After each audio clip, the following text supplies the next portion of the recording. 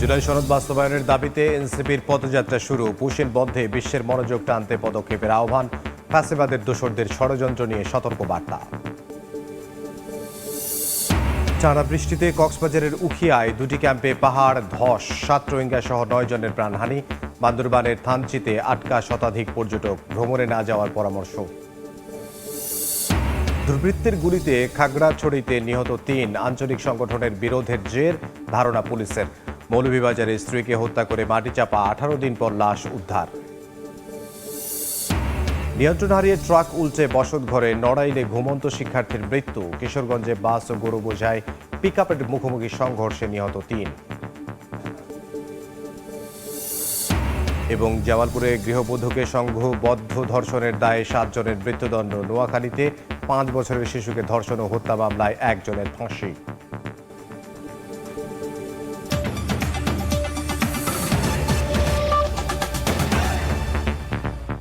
বাংলার সময়ের সঙ্গে আছে আমি ইমদাদুল হক।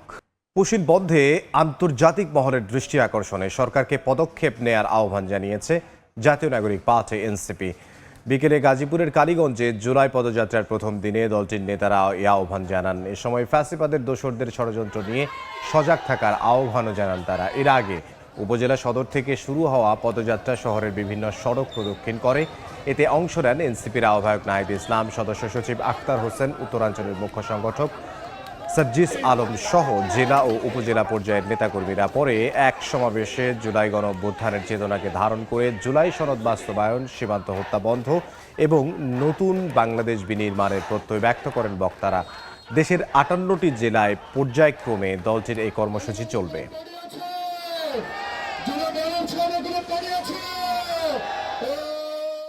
টানা ভারী বর্ষণে এক রাতেই কক্সবাজারে পাহাড় ধসে 7 রোহিঙ্গা সহ 9 জনের মৃত্যু হয়েছে। জীবিত উদ্ধার করা হয় 5 জনকে। তবে এখনও ভারী বর্ষণ অব্যাহত থাকায় পাহাড় ধসের শঙ্কায় রোহিঙ্গারা। অতি ঝুঁকিপূর্ণ অবস্থায় বসবাসকারীদের সরিয়ে নিতে কাজ করছে ফায়ার সার্ভিস ও প্রশাসন। কক্সবাজারের উখিয়ার ক্যাম্প 11। রাতে খাবার খেয়ে ঘুমিয়ে পড়েন আব্দুর রাজ্জাকের পরিবারের 5 সদস্য। তখন ভারী বৃষ্টিপাত হচ্ছে। এক পর্যায়ে পাহাড় ধসে মাটি চাপা পড়েন 5 জনই। চিৎকারে স্থানীয় রোহিঙ্গারা দ্রুত এগিয়ে এসে মাটি কুড়ে 4 জনের মরদেহ উদ্ধার করেন। জীবিত একজনকে নেওয়া হয় হাসপাতালে।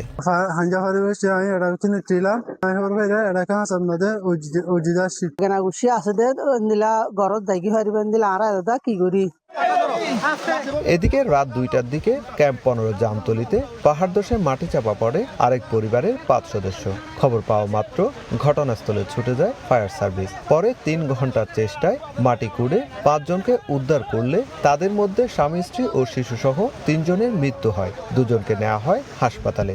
এছাড়া ক্যাম্প 7-এর ডি ব্লকে পাহাড় ধসের ঘটনায় আরও এক শিশুর মৃত্যু হয়। যদি অতি ভারী বর্ষণ হয়, টানা বর্ষণ হয়, যেন শেল্টারে দ্রুত চলে যায়।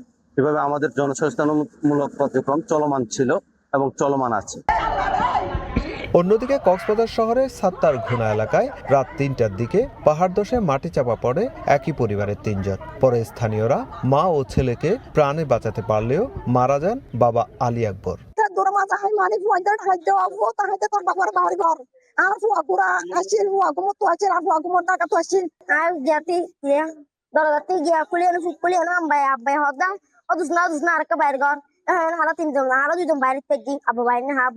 চব্বিশ ঘন্টায় কক্সবাজারে 250 মিলিমিটার বৃষ্টিপাত রেকর্ড করা হয়েছে। বৃষ্টি অব্যাহত থাকার সম্ভাবনা রয়েছে বলে জানিয়েছে আবহাওয়া অফিস। সুজাউদ্দিন রুবেল, সময় সংবাদ, কক্সবাজার। বঙ্গোপসাগরের নিম্নচাপের প্রভাবে কয়েকটি জেলায় থেমে থেমে বৃষ্টি হচ্ছে। এতে দুর্ভোগে বাসিন্দারা। এদিকে টানা বৃষ্টিতে বান্দরবানের থানচিতে আটকা পড়েছেন শতাধিক পর্যটক। দুর্ঘটনা এড়াতে ঘুরতে না যাওয়ার পরামর্শ প্রশাসনের। গুড়ি গুড়ি বৃষ্টি, দমকা বাতাস, বৈরী আবহাওয়ায় বাইরে বের হওয়াটাই যেন দায়। সোমবার সকাল থেকে দফায় দফায় বৃষ্টি হয় ঝালকাঠিতে। সুগন্ধা, বিষখালী, ধানসিঁড়ি ও বাসুন্ডা সহ 11 নদ নদীতে স্বাভাবিকের চেয়ে 3 ফুট পানি বেড়েছে। জোয়ারের পানি আমন ধানের বীজতলায় ঢুকে পড়ার শঙ্কায় কৃষকেরা। এই অবস্থায় নদী ও সমুদ্র বন্দরকে ৩ নম্বর স্থানীয় সতর্ক সংকেত দেখিয়ে যেতে বলেছে আবহাওয়া অফিস। মোংলা বন্দরে অবস্থানরত বিদেশি বাণিজ্যিক জাহাজগুলো সতর্ক অবস্থায় রয়েছে। তবে বন্দর কর্তৃপক্ষ জানিয়েছে এখন পর্যন্ত জেটি ও পশুর চ্যানেলে পণ্য খালাস ও পরিবহনের কাজ সীমিত পরিসরে চলছে। অধিক বৃষ্টিপাতের ফলে পাহাড় ধসের আশঙ্কা দেখা দিয়েছে। এদিকে রাঙ্গামাটিতে গুড়ি গুড়ি বৃষ্টিপাতে পাহাড় ধসের আশঙ্কা বেড়েছে। বসবাসকারীদের দ্রুত নিরাপদ আশ্রয় কেন্দ্রে যেতে ফায়ার সার্ভিস মাইকিং করছে। যদি দেখি বেশি ক্ষতিগ্রস্ত হচ্ছে তখন আমরা আশ্রয় কেন্দ্রে চলে যাওয়ার চেষ্টা করব। 9টি ওয়ার্ড রয়েছে, 9টি ওয়ার্ডে আমাদের মোট 11টি আশ্রয় কেন্দ্র প্রস্তুত রয়েছে। আর আমরা আমাদের যে দুর্যোগ প্রতিরোধের অংশ হিসেবে আমরা মাইকিং করছি। এছাড়া টানা বৃষ্টিতে বান্দরবানের থানচির সাঙ্গু নদীর পানি বেড়ে গেছে। তিন্দু, রেমাক্রি ও নাফাকুম এলাকায় পর্যটকদের ভ্রমণ থেকে বিরত থাকার জন্য মৌখিক সতর্কতা জারি করেছে উপজেলা প্রশাসন। ইতোমধ্যে বোট চলাচল না করায় এসব এলাকায় আটকা পড়েছে বেশ কয়েকজন পর্যটক। ফাহরিয়া ফারজানা, সময় সংবাদ। এই মুহূর্তে বান্দরবানে আছেন সহকর্মী এনে জাকির। বৈরী আবহাওয়ার খবর জানবো, সরাসরি যাব তার কাছে। জাকির, টানা বৃষ্টিপাতের কারণে পাহাড়ি জেলা বান্দরবানে দেখা দিয়েছে পাহাড় ধসের আশঙ্কা।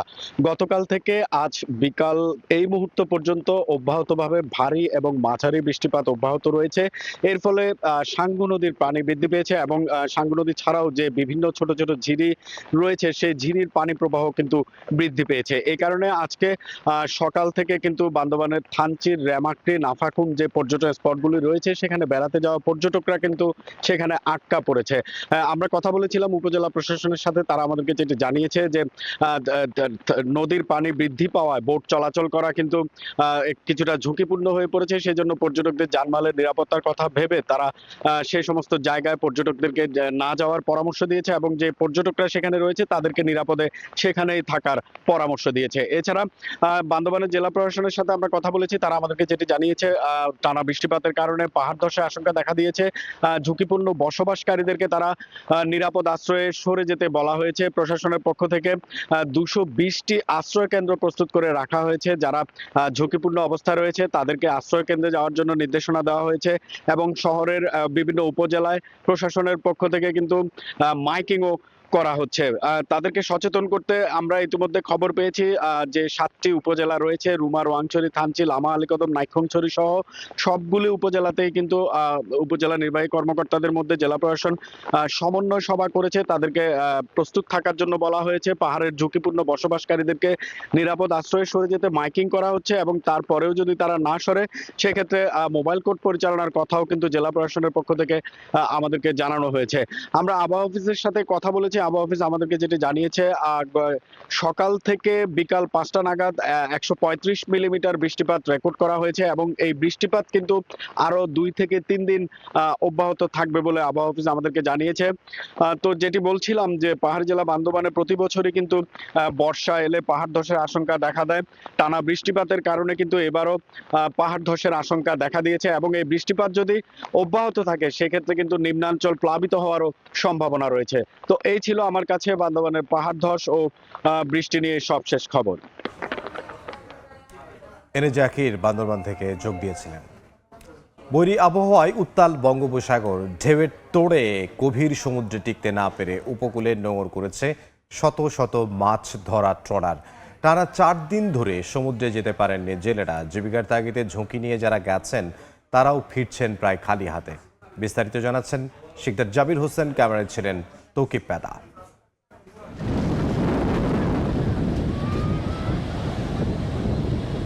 টানা 4 দিন ধরে উত্তাল বঙ্গোপসাগর, গভীর সমুদ্রে হঠাৎ হঠাৎ সৃষ্টি হচ্ছে বিশাল ঢেউ। বৈরী আবহাওয়ায় ঢেউয়ের সঙ্গে লড়াই করে টিকে থাকা কঠিন হয়ে পড়েছে জেলেদের। অনেকেই জাল গুটিয়ে খালি হাতে ফিরে এসেছেন উপকূলে। বন্যার জাল পাইতে পারতেছি না, খুবই আমরা সমস্যা আছি। বন্যার কারণে সাগর যাইতে পারি না, আমার অবস্থা বেমালা খারাপ। 58 দিনের নিষেধাজ্ঞা শেষে গত 12 জুন থেকে সমুদ্রে মাছ ধরা শুরু হলেও স্বস্তি ফেরেনি জেলেদের জীবনে। 1 মাস পার না হতেই বঙ্গোপসাগরে শুরু হয় বৈরী আবহাওয়া। ধার দেনা করে সংসার চালাতে গিয়ে অনেক পরিবার এখন চরম আর্থিক সংকটে পড়েছে। মৎস্য কর্মকর্তা বলছেন আবহাওয়া অনুকূলে এলে পর্যাপ্ত মাছ পাবেন জেলেরা। আশা করছি এবার তারা যেভাবে এই আইন মান্য করে কার্যক্রম পরিচালনা করছে তাতে তারা পর্যাপ্ত পরিমাণ ইলিশ সহ অন্যান্য মাছ ধরতে পারবে এবং তাদের আশা পূরণ হবে। মাইলিশ সংরক্ষণ, জাটকা রক্ষা এবং সামুদ্রিক মাছের প্রজনন বৃদ্ধির জন্য সরকারের বিভিন্ন নিষেধাজ্ঞার ফলে মাছ শিকার বন্ধ রাখতে হয়। এছাড়াও প্রাকৃতিক দুর্যোগ সহ বিভিন্ন কারণে বছরে প্রায় 250 থেকে 270 দিন মাছ ধরা বন্ধ থাকে পটুয়াখালীর উপকূলে। একদিকে সরকারি নিষেধাজ্ঞা, অন্যদিকে প্রাকৃতিক দুর্যোগ, সব মিলিয়ে জীবিকার চরম অনিশ্চয়তায় উপকূলের হাজার হাজার জেলে পরিবার। শিকদার জাবির হোসেন, সময় সংবাদ, পটুয়াখালী। 2 দিনের টানা বর্ষণেও চট্টগ্রাম নগরীতে কোথাও জলাবদ্ধতার সৃষ্টি হয়নি, এতে সন্তোষ প্রকাশ করেছেন city mayor doctor Shahadat Hossain. সকালে নগরীর বিভিন্ন গুরুত্বপূর্ণ এলাকা পরিদর্শন করেন তিনি। এ সময় সংশ্লিষ্ট কর্মকর্তা কর্মচারীদের দায়িত্ব পালনের অগ্রগতি নিবিড়ভাবে পর্যবেক্ষণ করেন তিনি।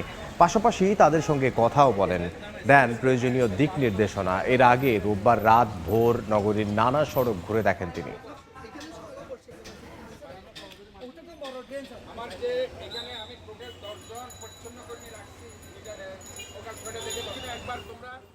অ্যাকচুয়ালি ওয়ার্ডের এলাকাবাসীকে রিকোয়েস্ট করবো, ইচ অ্যান্ড এভরি ওয়ার্ডে যেখানে পানি 10 মিনিট, 15 মিনিট, 20 মিনিট, আধা ঘন্টা, 1 ঘন্টা যদি জমা থাকে, এরা যেন আমার সাথে যোগাযোগ করে। ইভেন অলিগলিতেও আমি চাই ওই জায়গাগুলোকে আমরা ইমার্জেন্সি বেসিস ওই নালাগুলো আমরা ক্লিন করি। বাংলার সময় আরও থাকছে। ছোট যোগরা নদীতে সাঁতার কাটতে যাওয়ায় কাল হলো নওগাঁয় নিখোঁজ গৃহবধূর লাশ উদ্ধার, স্বজনদের আহাজারি, এলাকায় শোক। খাগড়াছড়িতে দুর্বৃত্তদের গুলিতে নিহত হয়েছেন 3 যুবক। ময়মনসিংহে সন্ত্রাসীদের ছুরিকাঘাতে প্রাণ গেছে রেস্টুরেন্টের ম্যানেজারের। মৌলভীবাজারে নিখোঁজের 18 দিন পর উদ্ধার হয়েছে গৃহবধূর মরদেহ। গ্রেফতার করা হয়েছে তার স্বামীকে। এছাড়া নারায়ণগঞ্জে ছিনতাইকারী আখ্যা দিয়ে গণপিটুনিতে যুবককে নিহতের ঘটনায় মামলা হয়েছে। সোমবার দুপুরে খাগড়াছড়ির পানছড়িতে বাজার থেকে ফিরছিলেন 3 যুবক। প্রত্যক্ষদর্শীরা জানান, মধুমঙ্গল পাড়ায় আগে থেকে ওৎপেতে থাকা প্রতিপক্ষের সন্ত্রাসীরা তাদের লক্ষ্য করে গুলি চালিয়ে পালিয়ে যায়। এতে ঘটনাস্থলে 3 জন নিহত হন। আঞ্চলিক সংগঠনগুলোর বিরোধের জেরে এই ঘটনা ঘটতে পারে বলে ধারণা পুলিশের। এদিকে রোববার রাতে ময়মনসিংহের গৌরীপুরে বাজার থেকে ফিরছিলেন রেস্টুরেন্ট ম্যানেজার আব্দুল বারেক আকুন্দ। চন্দ্রপাড়া সড়কে তাকে ছুরিকাঘাত করে পালিয়ে যায় দুর্বৃত্তরা। স্থানীয়রা উদ্ধার করে ময়মনসিংহ মেডিকেলে নিলে আব্দুল বারেক আকুন্দকে মৃত ঘোষণা করেন চিকিৎসক। ওই রাস্তা দিয়ে আসতেছে, ওই পিছন পাড়ারে 3টা ছেলে ছিল। এই ঘটনার সাথে যারা জড়িত আছে আর কি, আমরা তাদের দৃষ্টান্তমূলক শাস্তি চাই। মৌলভীবাজারের রাজনগরের সোনাঠিকা এলাকায় নিখোঁজের 18 দিন পর গৃহবধূ জাহিদা বেগমের মরদেহ উদ্ধার করা হয়েছে। গ্রেফতার করা হয়েছে স্বামীকে। দাম্পত্য কলহের জেরে তাকে হত্যার পর মাটি চাপা দেওয়ার কথা স্বীকার করেছেন অভিযুক্ত। এছাড়া নারায়ণগঞ্জে ছিনতাইকারী আখ্যা দিয়ে গণপিটুনিতে যুবকের নিহতের ঘটনায় মামলা হয়েছে। নিহত জিসানের মা শিল্পী আক্তার বাদী হয়ে রোববার রাতে ফতুল্লা মডেল থানায় হত্যা মামলা করেন। 6 জনের নাম উল্লেখ সহ অজ্ঞাত আরও 16 জনকে আসামি করা হয়। সাহাল আব্দুল্লাহ আলভি, সময় সংবাদ। নড়াইলে নিয়ন্ত্রণ হারিয়ে ট্রাক উল্টে বসতঘরের উপরে পড়ায় এক ঘুমন্ত শিক্ষার্থীর মৃত্যু হয়েছে। এদিকে কিশোরগঞ্জে বাস ও গরু বোঝাই পিকআপের মুখোমুখি সংঘর্ষে 3 জন নিহত হয়েছেন। রোববার রাতে নড়াইলের লোহাগড়ার নলদি এলাকায় একটি ট্রাক পথ ভুল করে সরু রাস্তায় ঢুকে পড়ে। কিছু দূর যেতেই ট্রাকটি নিয়ন্ত্রণ হারিয়ে রাস্তার পাশের একটি বসতঘরের উপরে উল্টে পড়ে। এতে ঘুমিয়ে থাকা 2 বোন সেতু ও মিতু চাপা পড়েন। শব্দ শুনে আশপাশের লোকজন গিয়ে পাথর সরিয়ে সেতুকে মৃত অবস্থায় এবং মিতুকে গুরুতর অবস্থায় উদ্ধার করেন। এদিকে কিশোরগঞ্জ পাকুন্দিয়া সড়কে ঢাকা থেকে কিশোরগঞ্জগামী বাস অনন্যা ক্লাসিকের সঙ্গে বিপরীত দিক থেকে আসা গরু বোঝায় পিকআপের মুখোমুখি সংঘর্ষ হয়। এতে পিকআপের চালক সহ ঘটনাস্থলেই 3 জন নিহত হন, আহত হন আরও 2 জন। এছাড়া রাঙামাটির বাইট্টাপাড়া বাজার থেকে দিঘি নালা যাওয়ার সময় লঙ্গদুতে মাহিন্দ্র ও অটোরিকশার মুখোমুখি সংঘর্ষে এক শিশুর মৃত্যু হয়েছে, আহত হন অন্তত 5 জন।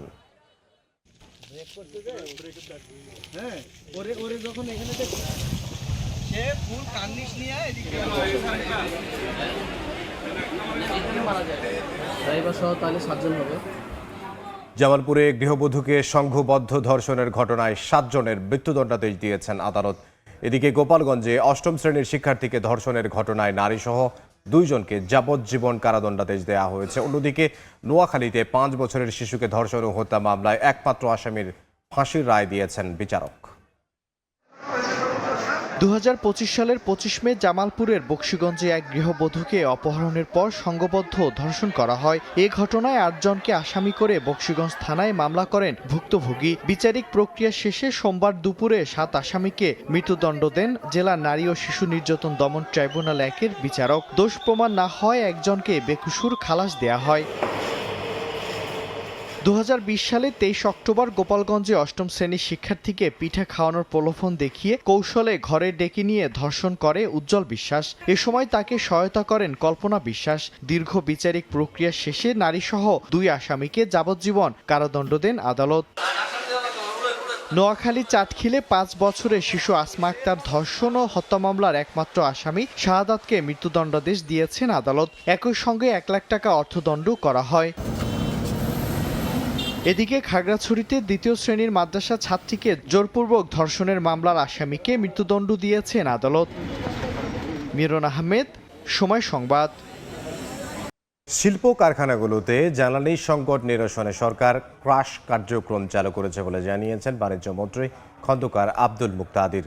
সকালে চট্টগ্রামের সীতাকুণ্ডে বিভিন্ন শিপ ব্রেকিং ইয়ার্ড পরিদর্শন শেষে সাংবাদিকদের এ কথা বলেন তিনি।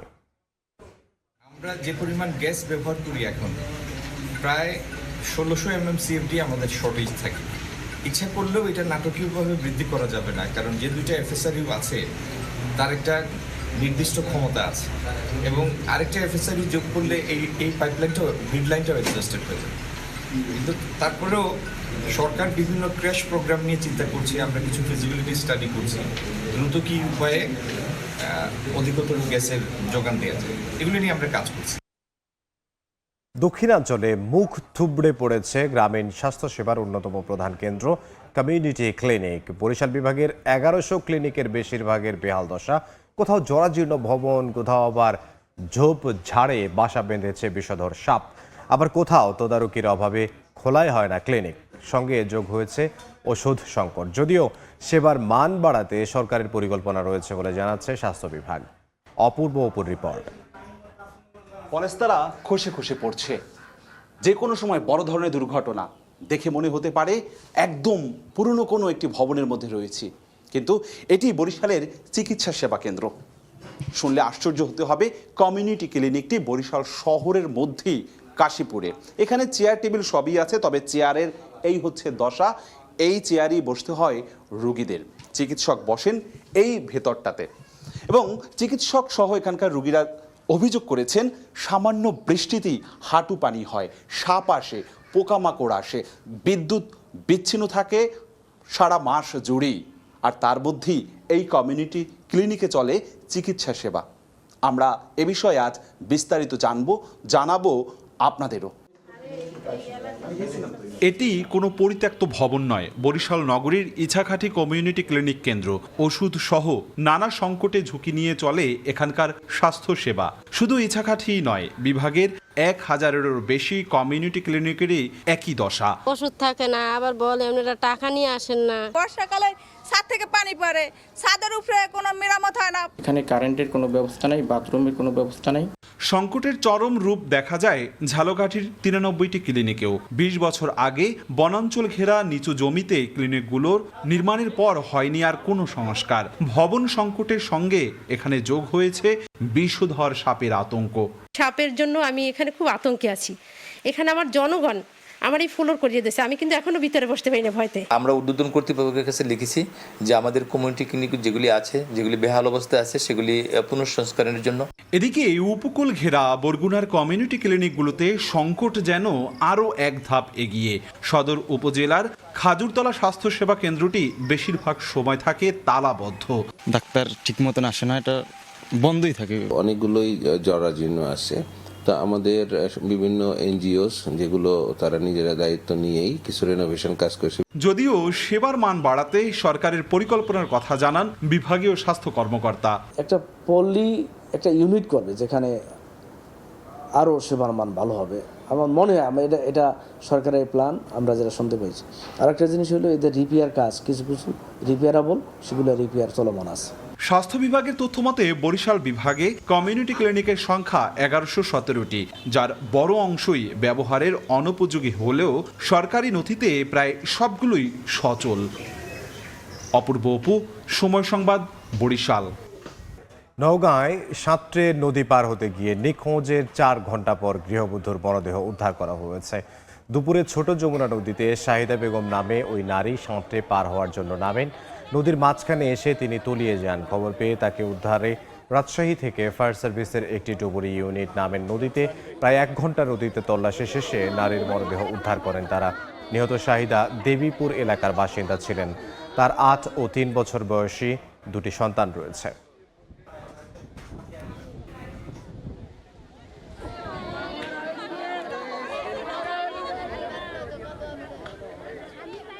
স্বপ্নে দেখাইছে যে নদীর সাঁতরে যায় পানি আনে আমার এখানে মাজারে দিতে হবে, তো ওই নদীর সাঁতরে পানি নিতে আসছে। তাকে বলা হয়েছিল যে নদী পার হলে তার সমস্যাটা দূর হবে। লোকজন চেষ্টা করেছে, নৌকালাও চেষ্টা করেছে, কিন্তু হাত ধরতে লাগে একাই চলে গেছে। বরগুনায় বিদ্যুৎ স্পৃষ্টে স্বামী স্ত্রীর মৃত্যু হয়েছে। রোববার রাতে সদর উপজেলার ফুলঝলুয়া এলাকায় বাড়িতে অটোরিকশা চার্জে দেন চালক বেল্লাল। পরদিন সকালে চার্জ থেকে অটোরিকশা খুলতে গেলে প্রথমে বেল্লাল বিদ্যুৎ স্পৃষ্ট হন। এ সময় তাকে বাঁচাতে স্ত্রী কমলা এগিয়ে গেলে তিনিও বিদ্যুৎ স্পৃষ্ট হন। চিৎকার শুনে প্রতিবেশীরা উদ্ধার করে জেনারেল হাসপাতালে নিলে দুজনকেই মৃত ঘোষণা করেন চিকিৎসক।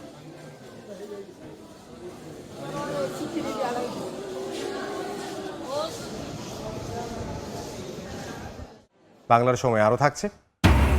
নতুন অবকাঠামোতে প্রাণ ফিরেছে বরিশালের জীবনানন্দ দাস স্টেডিয়ামে।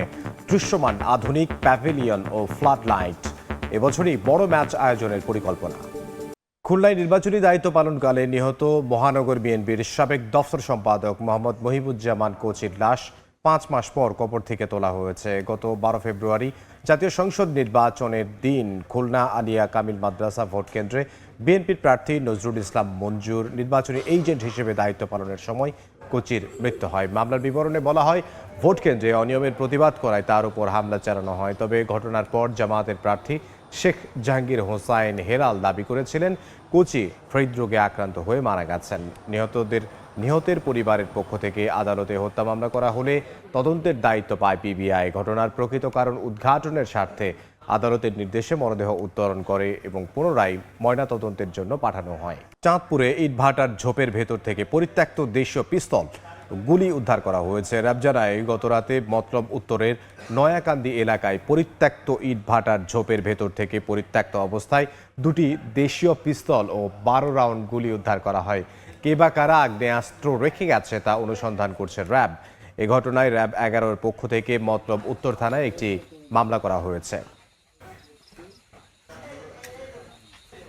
মেহেরপুরে বুনো ফল খেয়ে 14 শিশু অসুস্থ হয়ে পড়েছে। তাদের মধ্যে 9 জন সদর হাসপাতালে চিকিৎসাধীন রয়েছে। গতকাল বিকেলে গাংনীর শহরাবাড়িয়া গ্রামে বাড়ির পাশে খেলছিল 3 থেকে 12 বছর বয়সী বেশ কয়েকজন শিশু। এ সময় কাঠ বাদাম মনে করে জিয়ালা গাছের মিষ্টি জাতীয় ফল খায় তারা। পরে সন্ধ্যায় বাড়ি ফিরে পেটে প্রচণ্ড ব্যথা শুরু হয়। একই সঙ্গে বমি করতে থাকে কয়েকজন। তাৎক্ষণিকভাবে অন্তত 14 শিশুকে ভর্তি করা হয় স্থানীয় হাসপাতালে। বর্তমানে 9 জন শিশু চিকিৎসা নিচ্ছে। তারা আশঙ্কামুক্ত বলে জানিয়েছেন চিকিৎসক।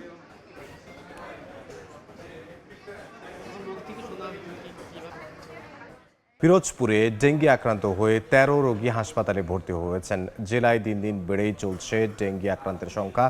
জেলার বিভিন্ন হাসপাতালে বর্তমানে 49 জন চিকিৎসা নিচ্ছেন। ডেঙ্গি আক্রান্ত হয়ে চলতি বছর মৃত্যু হয়েছে 1 জনের। 100 শয্যার জেলা হাসপাতালে বর্তমানে ভর্তি রোগীর সংখ্যা 3 শতাধিক। অতিরিক্ত রোগীর চাপে সেবা দিতে হিমশিম অবস্থা চিকিৎসক ও নার্সদের।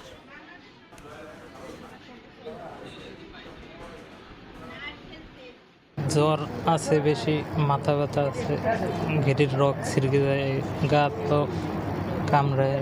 হ্যাঁ, জ্বর ছিল প্রচুর, যে হাঁটতে পারি না এরকম অবস্থা ছিল। তা এখন তো সুস্থ হাঁটতে পারি, সব কিছুই ভালো আছে। 300 রোগীর এখানে ভর্তি আছে, সিট আছে 100। তাই এইভাবেই তো অনেক কষ্ট আর কি রোগীর। আমাদের সবাইকে সচেতন হতে হবে যাতে আমরা মশা যাতে আমাদেরকে আক্রমণ করতে না পারে, এবং মশার যেগুলো বংশবৃদ্ধি স্থল সেগুলোকে আমাদের ধ্বংস করার জন্য উদ্যোগ নিতে হবে। দীর্ঘ আন্দোলন সংগ্রামের পর মন্ত্রীর ঘোষণায় অবশেষে মেডিকেল কলেজ নিয়ে দেখা স্বপ্ন পূরণ হতে যাচ্ছে দ্বীপ জেলা ভোলার মানুষের। তবে স্বাস্থ্যমন্ত্রীর ঘোষণায় ভোলাবাসী উচ্ছ্বসিত হলেও প্রশাসনিক আদেশের অপেক্ষায় রয়েছেন তারা। দ্রুত 250 শয্যা হাসপাতালকে মেডিকেল কলেজ হাসপাতালে রূপান্তরের দাবি সচেতন মহলের। নাসির উদ্দিন লিটনের রিপোর্ট, ছবি তুলেছেন উৎপল দেবনাথ। চারিদিকে নদীবেষ্টিত ৩,৪০৩ বর্গ কিলোমিটারের দ্বীপ জেলা ভোলার যোগাযোগের একমাত্র মাধ্যম নৌপথ। দিনের আলো নিভে গেলে বা প্রাকৃতিক দুর্যোগে এই দ্বীপের প্রায় ২০ লাখ মানুষ দেশের মূল ভূখণ্ড থেকে বিচ্ছিন্ন হয়ে যায়। স্বাধীনতার ৫৫ বছরে দ্বীপের বাসিন্দাদের জন্য নিশ্চিত হয়নি চিকিৎসা সেবা। সামান্য রোগবালাইতে উত্তাল নদী পাড়ি দিয়ে ছুটতে হয় ঢাকা বরিশাল, পড়তে হয় চরম ভোগান্তিতে। শত বছরের এই বঞ্চনা থেকে মুক্তির জন্য দীর্ঘদিন ধরে মেডিকেল কলেজের দাবিতে আন্দোলন সংগ্রাম করছেন দ্বীপবাসী। গেল নভেম্বরে ২৫০ কিলোমিটার পথ পায়ে হেঁটে পদ্মা মেঘনার মতো প্রমত্তা নদী পাড়ে দিয়ে ঢাকায় গিয়ে মেডিকেল কলেজের জন্য অন্বেষণ করেছিলেন ভোলাবাসী। পরে গত ২ এপ্রিল সংসদে ভোলায় সরকারি মেডিকেল কলেজ করার ঘোষণা দেন স্বাস্থ্যমন্ত্রী। রাত্র ৯টার পরে এটা একটা কারাগার হয়ে যায়। এখানে কেউ বাঁচুক বা মরুক, তার কোনো উন্নত চিকিৎসা এখানে নাই।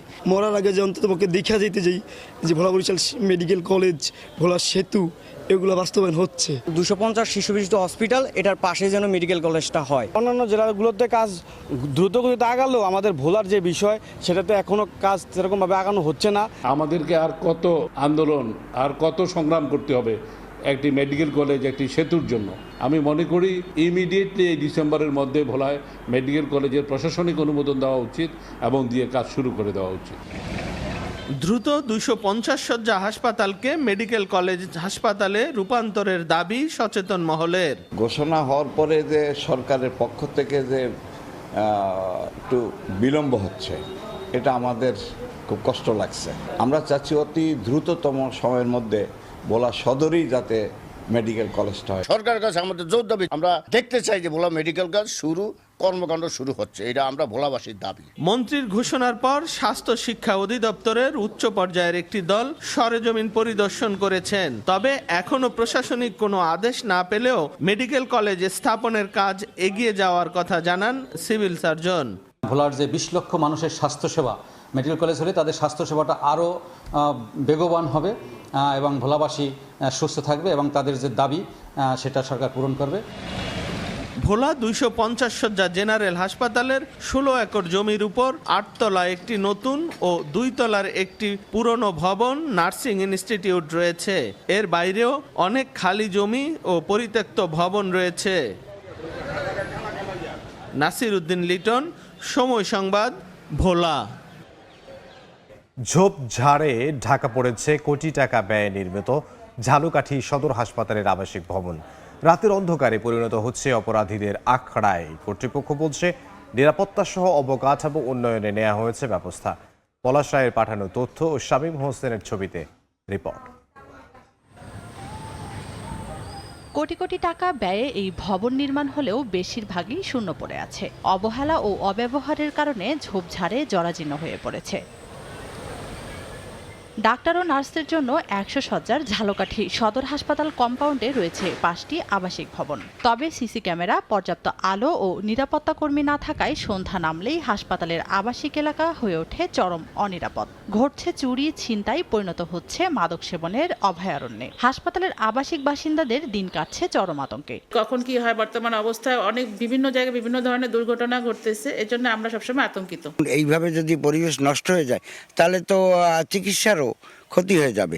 এক জঙ্গল, তারপরে লাইট নেই এবং অনেকগুলো পরিত্যক্ত ওয়াটার টাওয়ার আছে যেগুলো সংস্কার করা হয় না, যে কারণে একটু সমস্যাই হয়। জরাজীর্ণ ভবন দুটি সংস্কার এবং সিসি ক্যামেরা ও লাইট পোস্টে পর্যাপ্ত আলোর ব্যবস্থার জন্য কর্তৃপক্ষের কাছে জরুরি আবেদন করা হয়েছে। আপাতত নিরাপত্তার জন্য 10 জন আনসার সদস্য নিয়োগ দেওয়া হয়েছে বলে জানান হাসপাতালের তত্ত্বাবধায়ক। আমাদের 10 জন আনসার আজকে থেকে আমাদের নিয়োজিত হয়েছে। আপনার সিসি ক্যামেরা বিষয় ছিল, সিসি ক্যামেরার আমাদের 6টা পয়েন্টে সিসি ক্যামেরা আছে বর্তমানে। হাসপাতালের পিছনে আরও 2টা কোয়ার্টার আছে, এটা আসলে অনেক জরাজীর্ণ। এগুলি প্রস্তাব পিডব্লিউডিতে পাঠানো আছে। পিডব্লিউডি আমাকে আশ্বস্ত করছে। 11 একর 75% জমিতে আবাসিক ভবনসহ ঝালকাঠি সদর হাসপাতালটির যাত্রা শুরু হয়েছিল 1983 সালে। সময় সংবাদ, ঝালকাঠি। রাঙামাটিতে রেজিস্ট্রেশন ও রুট পারমিটবিহীন অবৈধ যানবাহন বন্ধের দাবিতে মানববন্ধন করা হয়েছে। সকালে জেলা প্রশাসন কার্যালয়ের সামনে এই কর্মসূচি পালন করে বিভিন্ন শ্রেণী পেশার মানুষ। বক্তাদের অভিযোগ, রেজিস্ট্রেশন ও রুট পারমিটবিহীন অটোরিকশা অবাধে চলাচল করছে। ছোট শহরটিতে অটোরিকশার সংখ্যা 3 থেকে 400 ছাড়িয়েছে। প্রায়ই ঘটছে নানা দুর্ঘটনা। এজন্য দ্রুত কার্যকরী পদক্ষেপ নেয়ার দাবি জানান তারা। চুয়াডাঙ্গার দর্শনা আন্তর্জাতিক রেল স্টেশন থেকে যাত্রীবাহী ট্রেন চালুকরণ সহ 5 দফা দাবিতে সমাবেশ অনুষ্ঠিত হয়েছে। সকালে দর্শনা রেল সংগ্রাম পরিষদের আয়োজনে রেল স্টেশন প্রাঙ্গণে সমাবেশ অনুষ্ঠিত হয়। এই সময় বক্তারা বলেন, দর্শনা আন্তর্জাতিক স্টেশন হওয়া সত্ত্বেও যাত্রীরা কাঙ্ক্ষিত রেল সেবা থেকে বঞ্চিত হচ্ছেন। তাই এই স্টেশন থেকে কোটচাঁদপুর, কালীগঞ্জ ও যশোর হয়ে ঢাকাগামী একটি আন্তনগর ট্রেন চালু সহ দ্রুত 5 দফা দাবি বাস্তবায়নের আহ্বানও জানিয়েছেন তারা।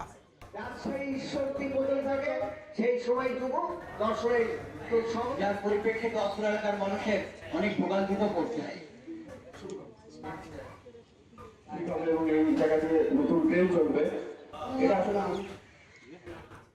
বরিশাল বিভাগে হিজড়া ও মান্তা জনগোষ্ঠীর সংখ্যা প্রায় 10,000-এর কাছাকাছি। প্রান্তিক এই জনগোষ্ঠীর পুনর্বাসনে সরকারি বেসরকারি নানা উদ্যোগ নেওয়া হলেও এর সুফল নিয়ে প্রশ্ন উঠেছে। বিভিন্ন সংস্থার তথ্য বলছে, পুনর্বাসন প্রকল্পের আওতায় প্রশিক্ষণের পরেও সামাজিক বৈষম্য আর অনীহার কারণে প্রায় 95% মানুষই মূল ধারার অর্থনীতির বাইরে। সুমন হাসানের তোলা ছবিতে বিস্তারিত মেহেদী হাসান বাপ্পির রিপোর্টে।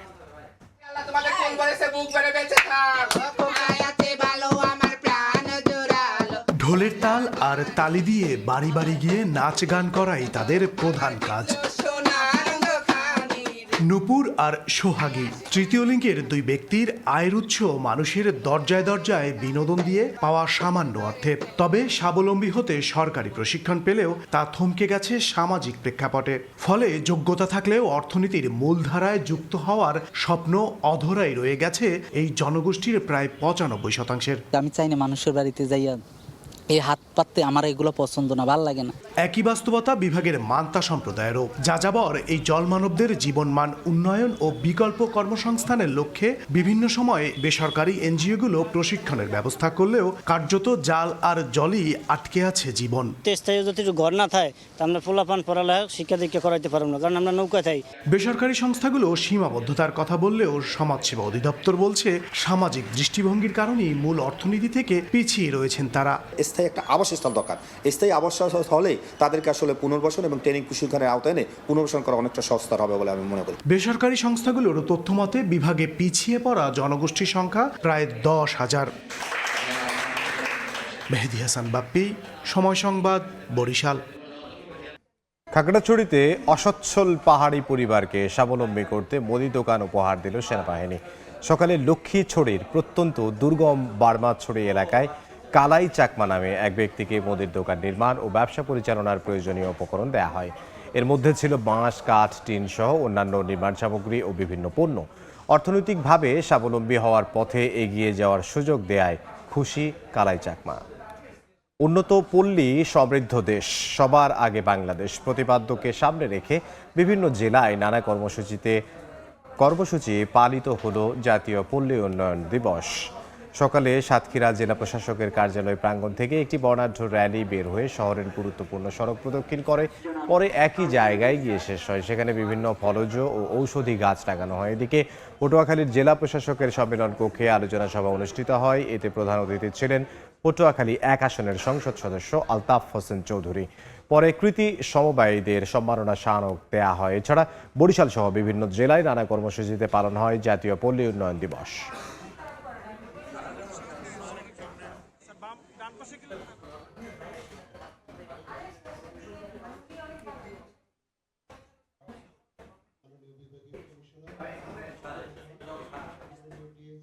বর্ণিল আয়োজনে পালিত হলো রাজশাহী বিশ্ববিদ্যালয়ের ৭৩তম প্রতিষ্ঠাবার্ষিকী। সকালে ক্যাম্পাসের জোহা চত্বরে পায়রা ও বেলুন উড়িয়ে দিবসটির উদ্বোধন করা হয়। এ সময় বিশ্ববিদ্যালয়ের উপাচার্য ডক্টর ফরিদুল ইসলাম ও ভূমি মন্ত্রী মিজানুর রহমান বিনু উপস্থিত ছিলেন। পরে আনন্দ শোভাযাত্রা বের করে ক্যাম্পাসের বিভিন্ন এলাকা প্রদক্ষিণ করে। পরে সিনেট ভবনের সামনে বৃক্ষরোপণ শেষে আলোচনা সভা অনুষ্ঠিত হয়। দেশের উচ্চ শিক্ষা ও গবেষণায় রাজশাহী বিশ্ববিদ্যালয় তার অনন্য অবদান ভবিষ্যতেও ধরে রাখবে বলে মনে করেন বক্তারা।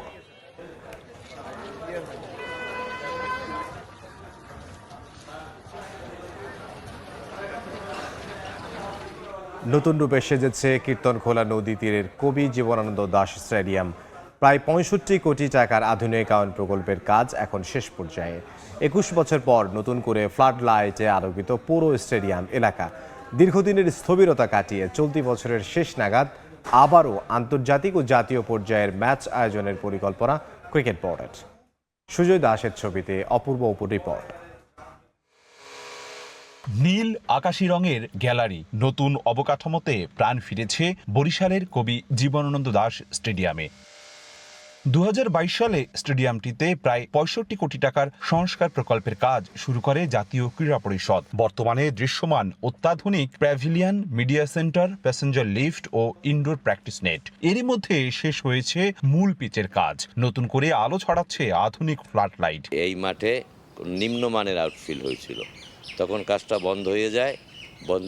বর্তমান সরকার আসার পরে কাজটা আবার নতুন করে শুরু হয়, মাঠের আউটফিল্ডের কাজ। স্থানীয় খেলোয়াড়দের অভিযোগ, অতীতে অব্যবস্থাপনা আর নানা অনিয়মের কারণে দীর্ঘ সময় এ মাঠে জাতীয় ও আন্তর্জাতিক ম্যাচ অনুষ্ঠিত হয়নি। সকল কাজগুলি যদি এত বছর পরে আবার নতুন করে হয় তাহলে ক্রিকেটারদের জন্য অনেক ভালো হবে। সংস্কার শেষে চলতি বছরের শেষের দিকেই স্টেডিয়ামে ম্যাচ আয়োজনের রোডম্যাপ তৈরি করা হয়েছে জানিয়েছে জেলা ক্রীড়া সংস্থা। আমি দায়িত্ব নেওয়ার পরে সর্বপ্রথম স্টেডিয়ামে এসেই আমি প্রথম এখানকার যারা ঠিকাদার রয়েছে, আমি ঠিকাদারদের সাথে কথা বলেছি। আমি বলেছি আমার এই বছর আমি যেন বিপিএল খেলা চালাতে পারি, তার জন্য আমাকে মাঠ রেডি করে দিতে হবে। এলইডি লাইট সহ অন্যান্য শেষ মুহূর্তে কাজ চলছে, যেটি এই মাসের মধ্যেই সম্পূর্ণ করতে হবে বলে জানিয়েছেন এখানকার কর্মকর্তা কর্মচারীরা। এখন অপেক্ষা দীর্ঘ বছরের বন্ধ্যাত্ব কাটিয়ে এই স্টেডিয়ামে খেলা করানো। অপূর্ব অপু, সময় সংবাদ, বরিশাল। ফুটবল টুর্নামেন্ট এলেই বিশ্বজুড়ে চোখে পড়ে কোটি ভক্তের উন্মাদনা। প্রিয় দলকে সমর্থন জানাতে আয়োজনের কোনো কমতি থাকে না সমর্থকদের। এবার আর্জেন্টিনার প্রতি ভালোবাসার অনন্য দৃষ্টান্ত স্থাপন করেছেন জয়পুরহাটের এক যুবক। নিজের পুরো বাড়ি ও সীমানা প্রাচীর রাঙিয়েছেন প্রিয় দলের পতাকার রঙে। বিস্তারিত শাহিদুল ইসলাম সবুজের রিপোর্টে। দেয়াল থেকে শুরু করে সীমানা প্রাচীর সবখানেই শোভা পাচ্ছে আকাশী নীল আর সাদার ছোঁয়া। আর্জেন্টিনার পতাকা রঙে রাঙানো হয়েছে পুরো বাড়িটি। আর্জেন্টিনা ফুটবল দলের প্রতি ভালোবাসা থেকে নিজের বাড়ি এভাবেই রাঙিয়েছেন জয়পুরহাট সদর উপজেলার আউশগাড়া ইন্দাপাড়ার মেহেদী হাসান। ছোটবেলা থেকেই খেলাধুলার প্রতি প্রচন্ড ঝোঁক ছিল তার। ২০২২ সালের বিশ্বকাপ থেকেই প্রিয় দলকে সমর্থন জানিয়ে আস্ত বাড়িটিকেই রূপ দিয়েছেন আকাশী নীল পতাকার রঙে। নিজের ভালোবাসা থেকে আমি ভাবছিলাম যে মেসিকে আমি আমার লাস্ট বিশ্বকাপে মেসিকে কিছু উপহার দেওয়ার জন্য আমার মনে জাগলো যে আমি আমার বাড়িটি মেসি আর্জেন্টিনা কালারে রঙিন করব। সেই মনোভাব থেকে আমি এটা করছিলাম। ২০২৬ বিশ্বকাপ উপলক্ষে বাড়িকে কেন্দ্র করে আর্জেন্টিনা ভক্তদের উচ্ছ্বাস বেড়েছে। দূর দূরান্ত থেকে দেখতে আসছেন অনেকেই। মেসিদের ছবি দিয়ে বাড়ির সামনে বানানো হয়েছে বিশাল আকারের বিলবোর্ড। আর্জেন্টিনার উনি বড় ভক্ত, উনি তার বাড়িটা পুরাটাই আর্জেন্টিনার পতাকা দিয়ে মুরাইলে রাখছে। আমার বন্ধুরা আর্জেন্টিনার দলকে সাপোর্ট করি, সেই জন্য এই বোর্ডটা বানাইছি। আমি চাই আর্জেন্টিনার দল এবার ওয়ার্ল্ড কাপ পাক। আর্জেন্টিনার বিশ্বকাপ উদযাপন উপলক্ষে আমার পিছনে যে বাড়িটি দেখতে পাচ্ছেন, এটি আর্জেন্টিনা দলে রং করা হয়েছে। আচ্ছা, দেখতে পাচ্ছি যে না, অনেক সুন্দর একটা বাড়ি তৈরি করছে ভাই। আমরা অনেক দেখে খুশি হয়েছি। আর দূরের লোকের আসে দেখে যাচ্ছে, এই তো এই আমার এতেই আমার ছেলের উপর খুব খুশি, আর লোকের উপর খুশি, লোকেরা আসে দেখছে যাচ্ছে। সমর্থকদের আশা এবারও বিশ্বকাপ জিতবে তাদের প্রিয় দল। বিশ্বকাপ আসরে ফুটবল ভক্তদের উন্মাদনা নতুন কিছু নয়, তবে নিজের পুরো বাড়িকে প্রিয় দল আর্জেন্টিনার পতাকার আদলে রাঙিয়ে এক অনন্য দৃষ্টান্ত স্থাপন করেছেন জয়পুরহাটের মেহেদী হাসান। আর প্রিয় দলের প্রতি তার এই গভীর ভালোবাসার গল্প এখন পুরো জেলা জুড়ে। শাহিদুল ইসলাম সবুজ, সময় সংবাদ, জয়পুরহাট।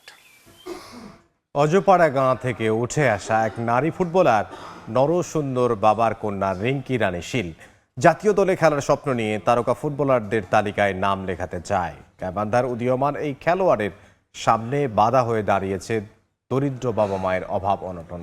সকল বাধা জয় করে ফুটবলের আকাশে রিঙ্কির ডানা মেলার স্বপ্ন তুলে ধরেছেন হেদায়েতুল ইসলাম বাবু। কতজনই তো ডাক্তার হতে চায়, ইঞ্জিনিয়ার হয়ে ছুতে চায় আকাশ। এর বাইরে যারা ব্যতিক্রম তাদেরই একজন রিঙ্কি রানী শীল। রিঙ্কির আকাশ ছোঁয়া স্বপ্ন আছে, ফুটবলের আকাশে তারা হয়ে জ্বলতে চায় রিঙ্কি। দুচোখ ভরা স্বপ্ন থাকলেও দরিদ্র নরসুন্দর বাবার সাধ্য নেই। তারপরও পেটে কষ্ট দিয়ে রিঙ্কির পাহাড় জয়ের স্বপ্ন পূরণে এতটুকু বাকি রাখেননি নরসুন্দর বাবা সুকুমার। ইতিমধ্যে অনূর্ধ্ব 14 জাতীয় নারী দলে খেলার ডাক পেয়েছে রিঙ্কি রানী শীল। দিনাজপুর বিকেএসপিতে পড়াশোনা করছেন 7ম শ্রেণীতে। জরাজীর্ণ এই টিনশেড ঘরে জন্ম নেয়া রিঙ্কির শৈশব কেটেছে পাড়া প্রতিবেশীর দান করা পুরনো জামায়। যে বেলা খাবার জোটেনি সেবেলা হাত পেতে খাবার জুটিয়েছেন মা রানীবালা। আমার মা কাম করছে, করার পর ভাত নিয়ে আসছে। আমি বলে মা অনেক সুন্দর খাইতে হয়েছে, তো বলতিছে আরে হয়েছে তো, ওই যে তোর হলো বৌদির বাড়ি থেকে নিয়ে আসলাম তো। প্রাথমিক বিদ্যালয়ের এক টুর্নামেন্টে রিঙ্কির খেলার নৈপুণ্য নজর কাড়ে গাইবান্ধা ফুটবল একাডেমির কোচ আব্দুল কুদ্দুসের। এরপর শুরু হয় নতুন এক লড়াই। সপ্তাহে 3 দিন 25 কিলোমিটার পথ পাড়ি দিয়ে গাইবান্ধা স্টেডিয়ামে এসে চলত তার কঠোর অনুশীলন। সেই পরিশ্রমের ফল মেলে 2025 সালে দেশসেরা হয়ে সুযোগ পায় দিনাজপুর বিকেএসপিতে। সম্ভব হচ্ছে না, কিন্তু তো আমার বাবা ট্রাই করতেছে এটা আমার টাকা খরচ করার জন্য। আপনারা যদি সহযোগিতা করেন তাহলে আগে যেতে পারবো, এবং আমার জন্য অনেকে দোয়া করবেন। পরিবারের যে অবস্থা সেখান থেকে উঠে আসছে, আমি ওকে এর জন্য ধন্যবাদ। ওর ইচ্ছাও ভালো ছিল, তার কারণে ও উঠে আসতে পারছে। মাঠে রিঙ্কির পায়ের জাদু দর্শকদের মুগ্ধ করলেও মাঠের বাইরের জীবনটা বড়ই নির্মম। সেলুন ব্যবসায়ী বাবার শরীরে বাসা বেঁধেছে রোগ শোক। তার মাও ভুগছেন নানা ব্যাধিতে। অভাবের সংসারে 4 বোন আর মা বাবার মুখে অন্ন জোগাতেই যেখানে হিমশিম খেতে হয়, সেখানে রিঙ্কির বাড়তি যত্ন বা খেলাধুলার খরচ চালানো যেন এক খাড়া পাহাড় জয়ের লড়াই। এরকম অবহেলিত যারা আছে বা অর্থনৈতিক দৈন্যতার মধ্যে আছে, তাদেরকে আমরা অবশ্যই দেখব এবং তাদের সুবিধা আদি আমরা অবশ্যই দেখে তাদেরকে সামনের দিকে এগিয়ে নেওয়ার জন্য আমরা সচেষ্ট থাকবো ইনশাল্লাহ। আমরা চাই সে আসলে গাইবান্ধার অ্যাসেস্ট হয়ে থাকুক, ভবিষ্যতের জন্য সে গাইবান্ধার মুখ উজ্জ্বল করতে পারে সেই প্রত্যাশা রাখি, এবং আমাদের জায়গা থেকে আমরা তাকে শতভাগ সহযোগিতা করার চেষ্টা করব। মেসি, ঋতুপর্ণা কিংবা সাবিনা খাতুনদের আদর্শ মেনে দেশের লাল সবুজের জার্সিকে বিশ্বমঞ্চে ওড়াতে চায় রিঙ্কি। তবে এই প্রতিভার বিকাশ কি কেবলই দারিদ্র্যের বেড়াজালে আটকে থাকবে, নাকি কোনো সহৃদয় ব্যক্তি বা প্রতিষ্ঠানের হাত ধরে কাটবে রিঙ্কিদের ঘরের অন্ধকার? এখন সেটাই দেখার অপেক্ষা। হেদায়েতুল ইসলাম বাবু, সময় সংবাদ, গাইবান্ধা। বাংলার সময়ের শীর্ষ সংবাদগুলো জানিয়ে দিচ্ছে আরও একবার। জুলাই সনদ বাস্তবায়নের দাবিতে এনসিপির পদযাত্রা শুরু। পুশিন বন্ধে বিশ্বের মনোযোগ টানতে পদক্ষেপের আহ্বান। ফ্যাসিবাদের দোসরদের ষড়যন্ত্র নিয়ে সতর্ক বার্তা। টানা বৃষ্টিতে কক্সবাজারের উখিয়ায় 2টি ক্যাম্পে পাহাড় ধস, 7 রোহিঙ্গা সহ 9 জনের প্রাণহানি। বান্দরবানের থানচিতে আটকা শতাধিক পর্যটক, ভ্রমণে না যাওয়ার পরামর্শ। এবং দুর্বৃত্তের গুলিতে খাগড়াছড়িতে নিহত 3। আঞ্চলিক সংগঠনের বিরোধের জের ধারণা পুলিশের। মৌলভীবাজারের স্ত্রীকে হত্যা করে মাটিচাপা, 18 দিন পর লাশ উদ্ধার।